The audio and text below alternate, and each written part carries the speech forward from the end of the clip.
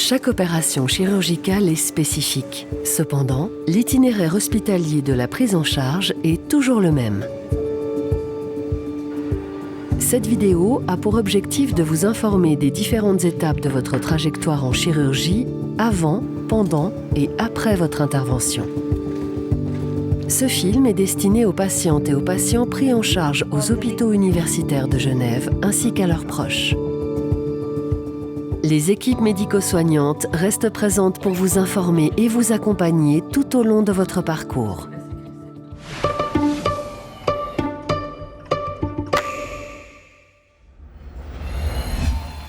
Jacobert a 57 ans et va bénéficier d'une intervention chirurgicale. Son parcours de soins va vous aider à comprendre le vôtre. Autant d'étapes prédéfinies pour une prise en charge optimale. Bonjour monsieur. Monsieur, bonjour. Je viens pour une consultation de chirurgie. D'accord. Alors, avec ceci, je vous prie de patienter vers la salle numéro 10, s'il vous plaît. C'est en face de vous, vous suivez la ligne jaune. D'accord, merci, bonne journée. Merci à vous, au revoir. Votre chirurgien ou chirurgienne vous reçoit pour une première consultation. Monsieur Aubert ? Bonjour docteur. Bonjour, je vous en prie, entrez. Après avoir pris connaissance de votre dossier médical transmis par votre médecin traitant, il ou elle procède à un premier entretien et à un examen. Et votre médecin traitant vous a adressé à notre consultation pour qu'on discute un peu des examens que vous avez eus récemment. Oui. Alors, si j'ai bien compris, vous avez fait une colonoscopie dans le cadre du dépistage du cancer colorectal et on a mis en évidence un polype. On va discuter ensemble de votre situation personnelle, on va revoir vos antécédents, votre histoire familiale, vos éventuelles allergies, et ensuite je vais vous examiner et puis je vous ferai une proposition de prise en charge. Un peu sensible ? Un petit peu. À la suite de cette première consultation avec le chirurgien ou la chirurgienne, et en fonction des éléments à disposition dans votre dossier, vous pouvez être amené à faire des examens complémentaires. Une prise de sang par exemple, ou des examens radiologiques.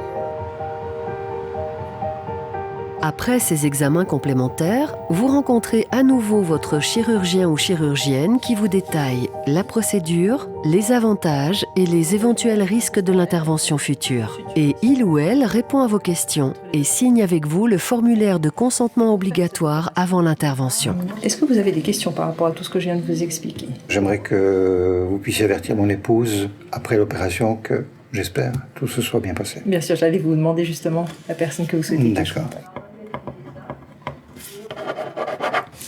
Si vous voulez bien, je vous laisse signer ici.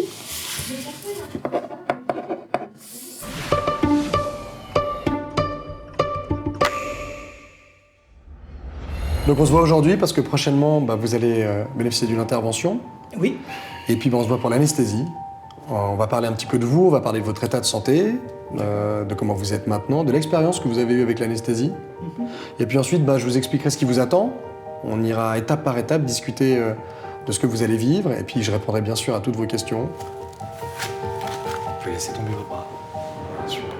Pour toute intervention, c'est le médecin anesthésiste qui, dans le cadre d'une consultation et d'un examen, vous informe des différents types d'anesthésie et de celles appliquées dans votre cas. Vous appelez entre 16h30 et 18h30. Vous serez également informé de toutes les étapes de votre séjour à l'hôpital. D'accord. Il faut être à jeun, il faut faire la douche la veille, le lundi soir et le mardi matin avant de venir à l'hôpital. Okay. Prévoyez une petite trousse avec des affaires de toilette parce que vous allez rester plusieurs jours hospitalisé. Dans votre parcours de prise en charge, vous pouvez également réaliser des examens complémentaires, rencontrer d'autres spécialistes comme un diététicien ou une diététicienne et un infirmier ou une infirmière de réhabilitation améliorée. Je suis l'infirmière qui travaille avec votre chirurgienne. Je suis votre infirmière référente pour la réhabilitation améliorée en chirurgie. Nous, on travaille sur 3 axes, sur la mobilisation, la nutrition et la respiration.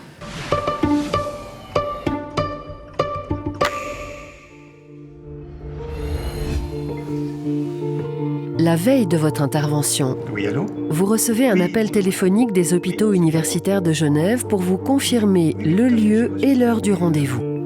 Oui, j'ai bien pris note. 4e étage, demain, à Jean. Ok.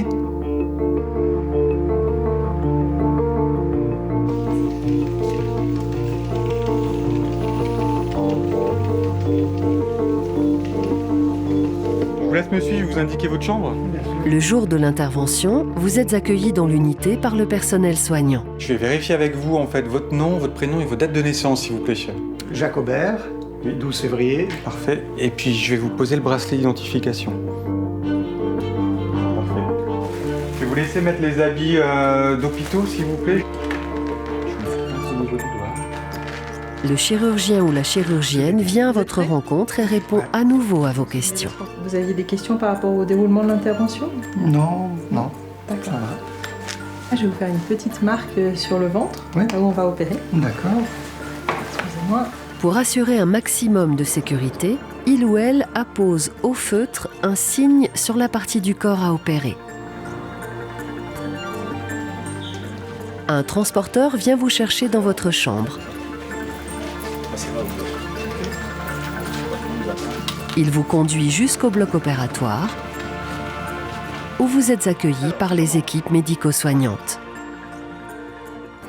Bonjour. Bonjour. Vous allez bien? Oui, merci. Vous me reconnaissez? Bien sûr. Alors moi je vous reconnais aussi, mais par contre vous ne connaissez pas les deux autres personnes qui sont avec moi aujourd'hui et je vais les laisser se présenter à vous. Bonjour, je m'appelle Fabrice, je suis infirmier anesthésiste et je vais m'occuper de vous avec le docteur. Voilà. Bonjour Monsieur Aubert, moi c'est Manon, je suis technicienne en salle d'opération, instrumentiste et je serai avec la chirurgienne pendant votre intervention. Le personnel du bloc opératoire établit la checklist de sécurité.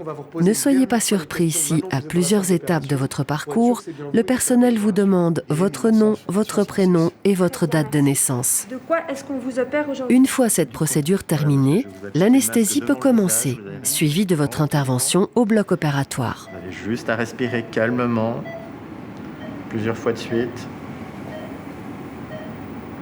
Et vous respirez encore une fois profondément. On vous dit à tout à l'heure, faites des beaux rêves.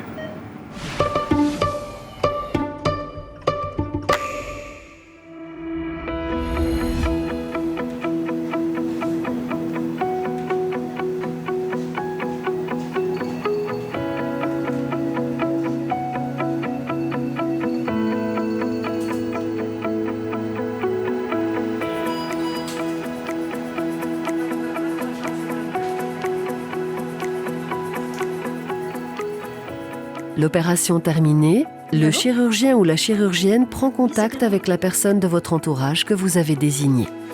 Oui, ça s'est tout bien passé. On a pu faire comme prévu. Vous êtes dirigé vers la salle de réveil, les soins intermédiaires ou les soins intensifs selon le degré de surveillance nécessaire. Tout va bien. Je pense que vous allez bientôt pouvoir remonter dans la chambre. Déjà? Super. Tout s'est bien passé là? Oui. Et vous êtes confortable? Oui, parfait. Très bien. Vous voyez remonter dans votre chambre? Avec plaisir. Pour nous aussi, je pense que vous évoluez bien. On va vous laisser remonter et puis vous souhaiter une bonne suite. Merci, docteur.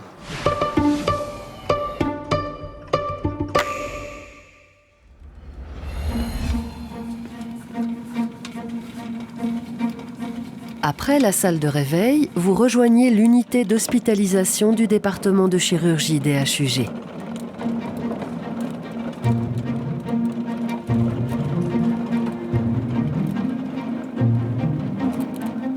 Bonjour Monsieur Aubert. Bonjour. Je m'appelle Marie, je suis infirmière. Comment vous vous sentez? Ça va pas mal. Ça va? Ouais. Je vais juste regarder votre ventre, je vous découvre un peu. Ouais, faites seulement. Ça fait mal quand j'appuie? Non. D'accord, c'est tout bon en tout cas. Je vais vous noter les informations sur le tableau. La doctoresse qui vous a opéré, c'est la doctoresse Lio. L'interne à l'étage cette semaine que vous verrez tout à l'heure, c'est le docteur Bonino. La physiothérapeute Carolina. Votre infirmière, donc c'est moi, Marie. Et l'aide-soignante Carla. Puis la dernière chose que je veux voir avec vous, c'est juste cet appareil. C'est un Inspirex. Ça montre votre capacité pulmonaire. On aimerait bien que dans les prochains jours, vous soyez autour des 3000. Durant tout votre séjour à l'hôpital, vous recevez une visite quotidienne de l'équipe médico-soignante et de votre chirurgien ou chirurgienne. Votre opération s'est bien passée. On a fait exactement ce qu'on avait prévu. On a enlevé une partie de l'intestin qui était malade.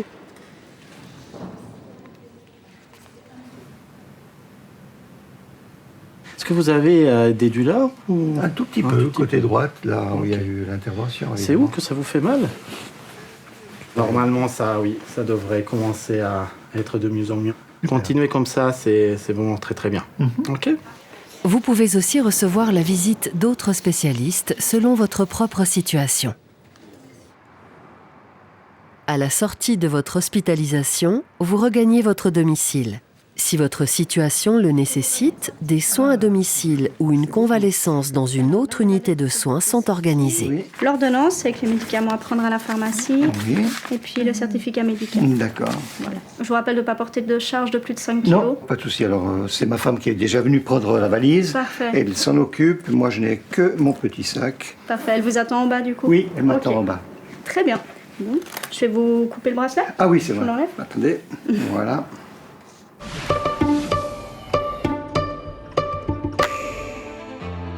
Comment ça va? En fonction de votre intervention, un contrôle des plaies et éventuellement l'ablation des fils sont à prévoir environ 10 jours après l'opération.